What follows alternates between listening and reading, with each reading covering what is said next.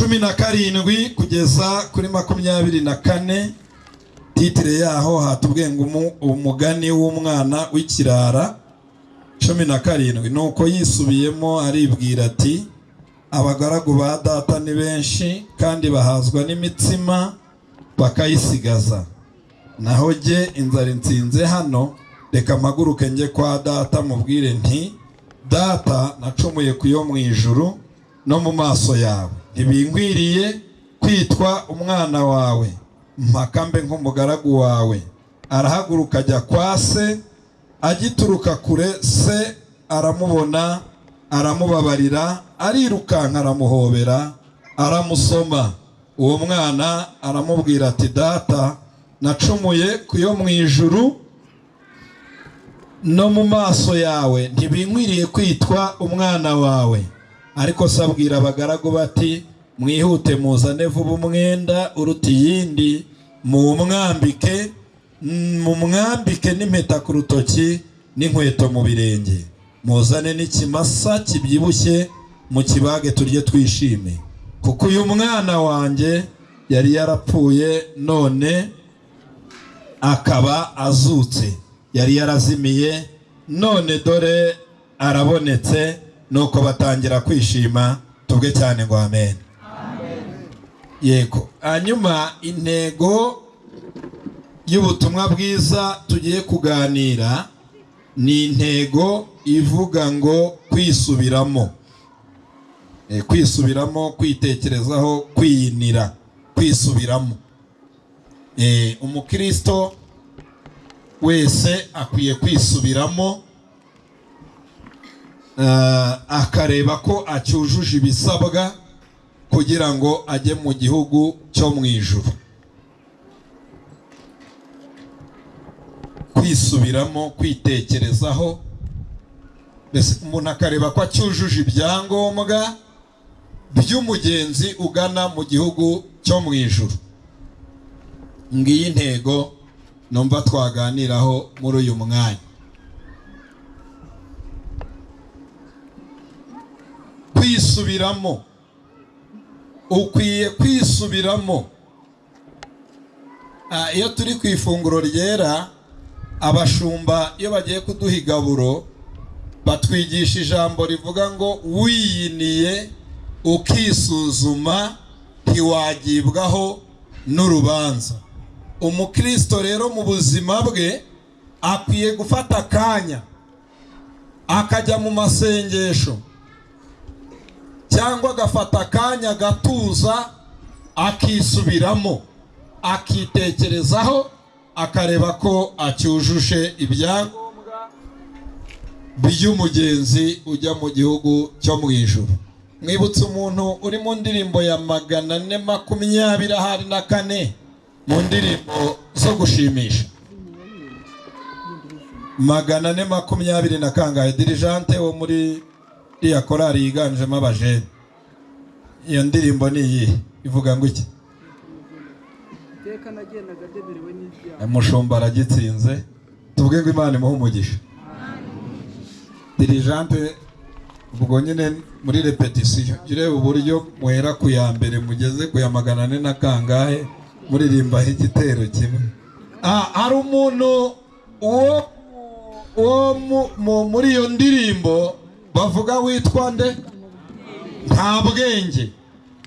We gusa yashumuye ikigari, atajya yisubiramo ngo agira ngo azagenda nyine gutyo bisanzwe, ariko urugendo rujya mu gihugu cyo mu ijuru rugira amabwiriza. Hari ibintu yajyanye by'idini agira ngo bizamwinjiza. Ya karita y'umubatizo burya ntabwo ihagije.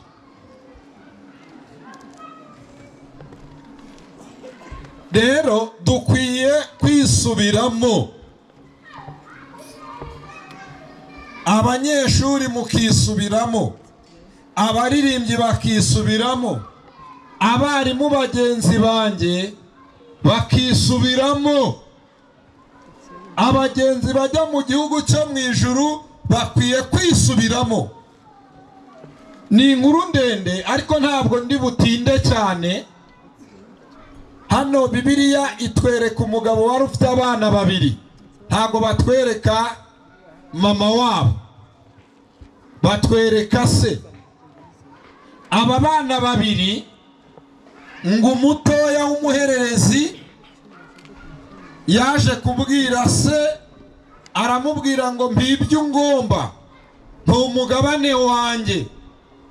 Kera byajyaga biteza impaka, ariko ubungira ngo itegeko dufite umubyeyi aha uwo agize ate ashaka.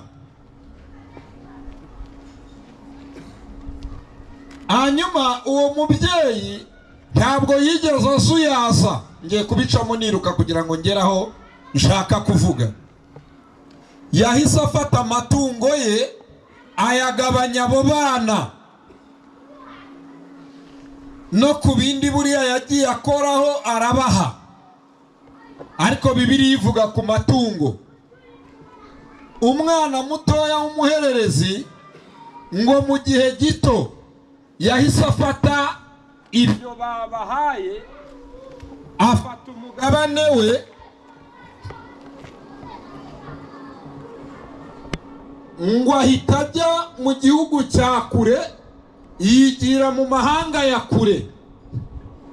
Agezeyo ntabwo yacunze neza ibyo ababyeyi bamuhaye. Birashoboka ko nawe yari afite n'indi mitungo ye bwite. Arabihuza, ahita ajya mu mahanga ya kure, yigira mu gihugu cya kure, ajya kure y'iwabo. Agezeyo ntabwo yigeze abicunga. Kujya mu mahanga ya kure ntacyo bitwaye. Nigeze kuva i Huye nigira i Kigali. Kera byari binahendutse, 800 yanjye nahise ngera i Kigali. Kandi icyo gihe nanze gutega za taxi zatwegerana, ahubwo ntega ikibisi ngenda mpagaze kugira ngo bance 600 ngera i Kigali mfite reserve ya desi. Hari umuntu wagendeye muri cya kibisi hano cyajyaga kihaca.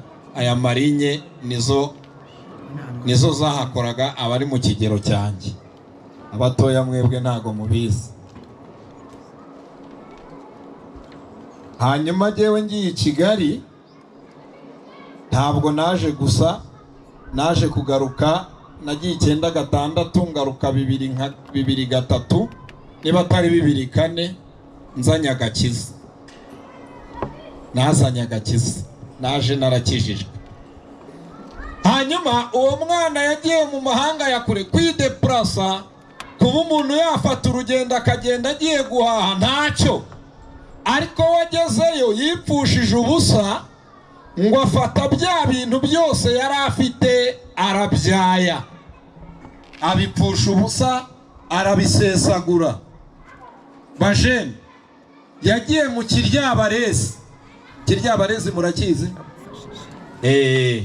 Ajya kuri beti, ajya mu mikino y'amahirwe, ajya mu gisoro, ajya muri piyari, ajya mu makarita, ajya mu kibuti, ajya gutembera ku mucanga, ajya muri pisine, ajya gutereta inkumi, kuko ngo yabyayishije iby'ubugoryi bwe. Ajya ku masigara, abandi bayita ngo ni amafegi. Arabyaya nk'uko umuntu yava iwabo aje hano kwiga, yarangiza ntaze ngo akore iby'icyerekezo cye, akigira mu Rusimbi, akigira mu Kiryabarezi Ndago, akigira kurya ibisambusa hari haruguru.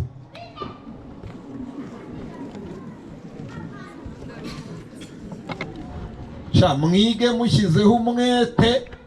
Nagiye nipfusha ubusa, banshyira abantu banderaga banshyize mu mashuri aho bita i Gacuriro, ndananirana nigira kasha. Nari nzi ko ntazasaza.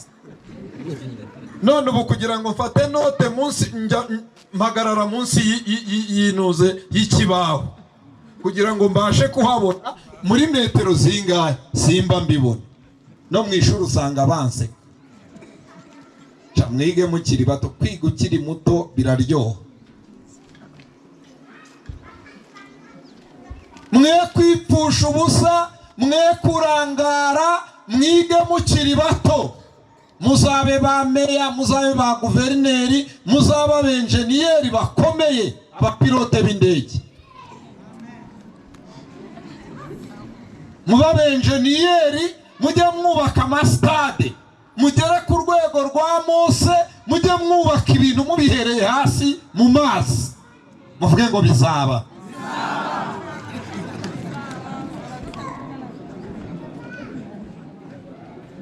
Mukwiye gushyiraho umwete. Ako noneho ubutaha muzakora igiterane kinini, muzane n'amahema, duti sinzano nabonye ikibuga cy'umupira muri aka gace, dusohoke dukorere igiterane, tuvuge Yesu, tuvuge cyane ngo amen. Mutumira abanyeshuri bose barangije aha, babonye akazi, mbese dukora igiterane cya karundura. Turashimira Imana ko Imana ibitangije muri iki kigo, kandi muri aya makorari yari inka kwa mugize umugisha. Ubu muciye akagozi k'abadayimoni, ubivuga butumwa rigiye kwaguka muri iki kigo. Hanyuma uyu mwana yagiye yipfusha ubusa, kuko nanjye nipfushije ubusa. Banjyanye Gacuriro kwiga ubwubatsi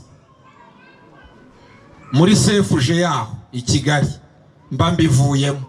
Banjyana mu ishuri ry'abayisilamu, bambwiye imibare n'ibiki byose, nabane imibare ndayitinya, no muri egizame sinzi uko nzabyitwaramo, ariko nzasharabangura ukuntu, kuko ibinota nzabishaka hakiri kare mu bindi bisomo mbiyoragure, ubundi ngere mu mibare nta diplome narangije kuyibona. Ariko mwebwe muyige cyane, ndashaka ko muzaba abantu b'abasirikare bakomeye ku bintu by'imibare, umva mumeze neza cyane, ku buryo mubara mukavuga ati sasu rihita rigenda ahantu mu birometero bingahe, ku buryo muzaba abasirikare bo muri iki gihugu bakomeye. Nipfusha ubusa ndiyonona, banjyana Sainte Famille nikurayo, none ndimo ndapfundikanya nshaje. Ubusanga abana bambwe ati papa, ati nyamara emera tukwigije, emera tukuyobore nubwo uri papa. Murashaka kuzayoborwa n'abana banyu babigisha ngo good morning? Mubyige muri iyi myaka niho biryoha. Uyu mwana aragenda yayibye, abipfusha ubusa. Bibiliya iravuga ngo yabyayishije iby'ubugoryi bwe, ajya mu busambanyi. Bibiliya ni kwivuga iyo ukomeje gusoma, yagiye no mu busambanyi. Hanyuma ngo bya bintu byose biramushirana burundu. Ngo amaze kubimara, amaze kubirangiza, ngo muri icyo gihugu hatera inzara, arasonza. Yewe iyi nzara inyishe ndahuma.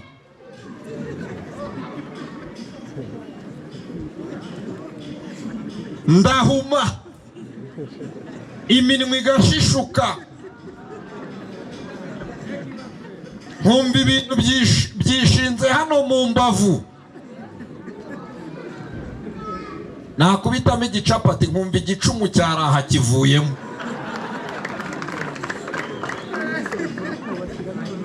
Hariya mu mujyi ku isoko hari ahantu bita kwa Rambere, haba igicapati cya 400.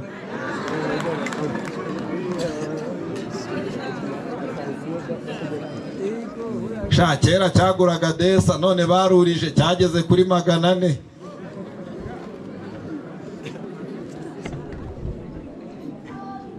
Iyo maze kugikubitamo mpita numva ibintu by'ibisonga byaraha bihambutse. Hanyuma uyu mwana inzara yaramukubise, noneho ngo ahita ajya gusaba akazi. agiye gusaba akazi, umukire wo muri icyo gihugu aramubwira ati we narakubonye ku mucanga, narakubonye ku muhanda uteze indaya, narakubonye mu kiryabarezi, narakubonye ku mucanga, narakubonye uri mu nywa suruduwiri. Aramubwira ati wowe sinakwiteza, ntabwo nakujyana mu byanjye. Ngo yari afite igikingi cy'ingurube, ahita amubwira atare jya kuragira ingurube. Hari umuntu uri hano wifuza kuzaba umushumba w'ingurube koko?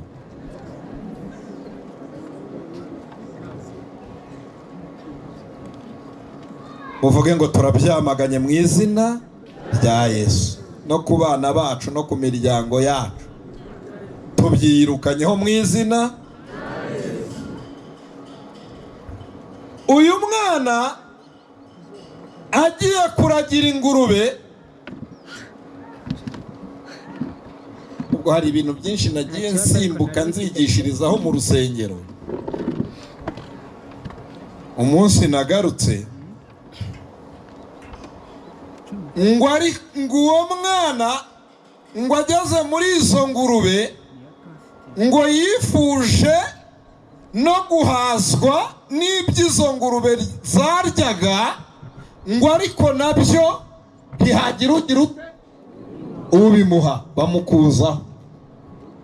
Bamukuzaho ku bivuzo, bamukuzaho ku mamininwa, bamukuzaho kuri sondori, bamukuzaho ku bibetezi, bamukuzaho ku mijumbajumba n'imitokwe n'imizamuri, ngo abura n'uwamuha iby'izo ngurube zaryaga. Kandi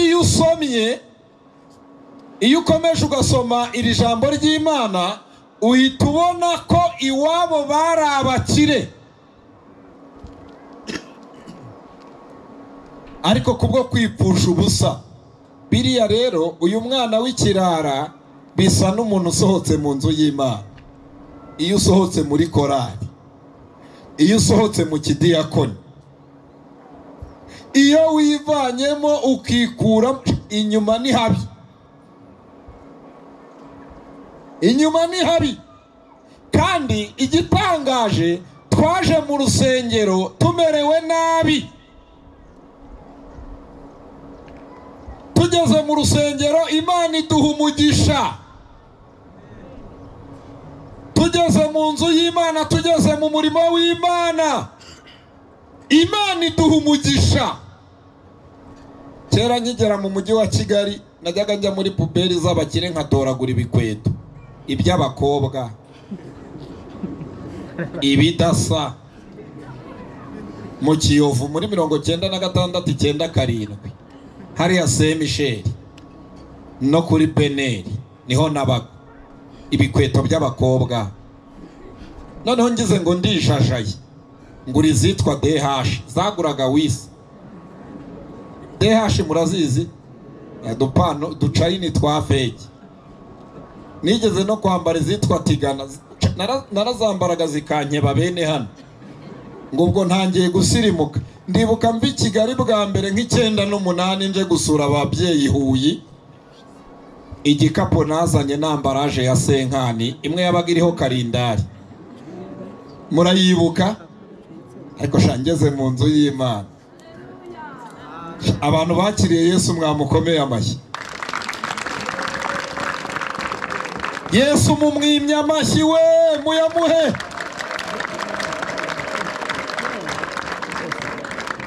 Hari abantu baje mu nzu y'Imana ari basakintu, nta kuntu bameze. Bageze mu rusengero, bageze mu murimo w'Imana, Imana ibatera iteka. Hari abantu barenzwe rero bagahita basohoka, ubu imbwa zirimo zirabarya. Ntimuzave mu nzu y'Imana. Mperutse gusenga, Imana irambwira ngo abantu bose yagiriye neza bakaba barayizamuyeho amazuru, bakaba barayitaye, igiye kubakubita ikosora yizamurira abandi bantu bakibirimo neza. Ntimuzave mu nzu y'Imana. Kuko muyobozi w'iki kigo Iyo Imana iguhaye umugisha iza muri kontrole. Imana nta mugisha ifite wo gupfa ubusa. Iyo Imana yaguhaye umugisha iza muri odite, iza mwigenzura, ikaza kureba ko ibintu yaguhaye ukibicunze neza. Ziriya nka ufite, buriya bucuruzi, iriya diplome, kariya kazi ufite, imitungo yawe yose, turaba abacungamutungo b'umutungo w'Imana. Iyo tuwujyanye mu kiryabarezi, iyo tubijyanye muri beti, iyo tubijyanye mu biyobyabwenge, Imana iza gusura. Imana ibintu byose wahawe n'Imana, uri umucungamutungo w'Imana. Ibintu utunze, hari umuririmbyi waririmbye ngo nanjye ubwanjye, yego, ngo ibyo ntunze n'iby'ibiki byose ni iby'uwo mucunguzi. Ziriya nk'ufite, kariya kazi ufite, uriya mushahara uhembwa, ubicungiye Imana. Na bariya abana bawe, bariya abahungu n'abakobwa, ubaragiriye Imana. Nutabajyana mu rusengero, nutabajyana gusenga, ukajya ubohereza gutora inkwi ku cyumweru, ukabohereza gukura ibijumba ku cyumweru, ntibaze mu rusengero, Imana izabikubaza. Hari abantu nakunze bita abana babo ngo ntibamurerere Imana.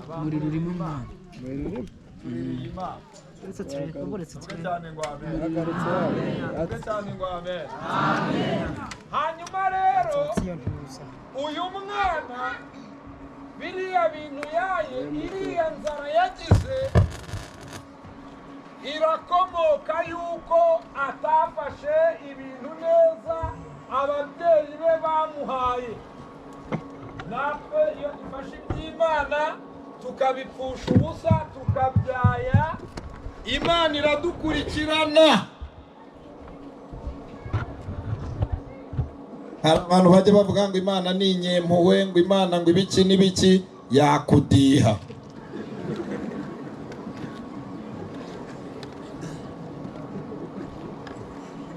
Yakudiha. Hana niwe wavuze ngo irica kandi ikagira ite?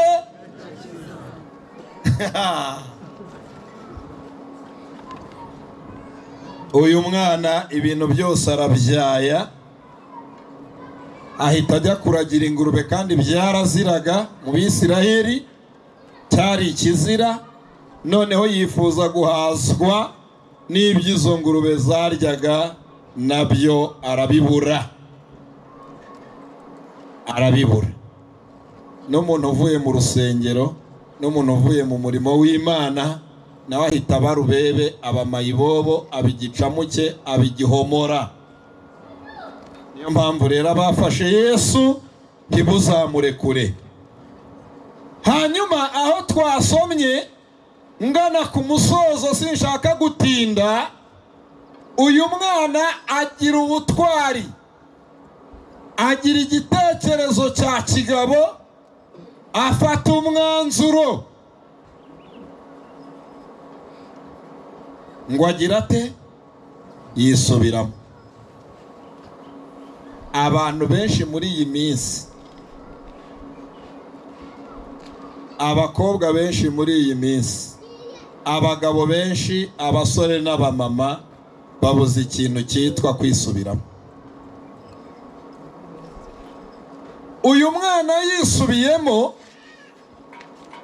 ndabona abaririmbyi barimo bavuga ati yagize vuba tukaririmba, reka nze cunguze uburyo umwete. Uyu mwana yisubiramo.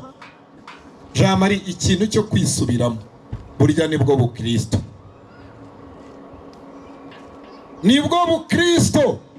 Ikintu cyo kwisubiramo, mw'abakobwa mwe, kwisubiramo ukavuga ngo nagenze nte, natekereje nte mu bukumi bwanjye, mu busore bwanjye, mu murimo w'Imana, ndimo ndabyitwaramo nte, uyu mwana yisubiramo, aravuga ngo mu rugo kwa data hariyo abagaragu benshi bararya imitsima bagahaga bakayisigaza bakabimena. Aravuga ngo none jyewe niciwe n'inzara muri iki gihugu. Ikintu cyo kwisubiramo, nigeze kubona umuntu umwe wisubiyemo, reka muvuge, ni uw'i Kigali. Twarasenganaga i Kigali, yari umunyeshuri nk'uko mwiga, yaravuye iwabo akijijwe, araza aho nasengeraga i Nyarutarama bamwakira muri korali ya mbere. Arangije arasambana, ari umukobwa, ari umunyeshuri, ari umuririmbyi, agwa mu cyaha cy'ubusa.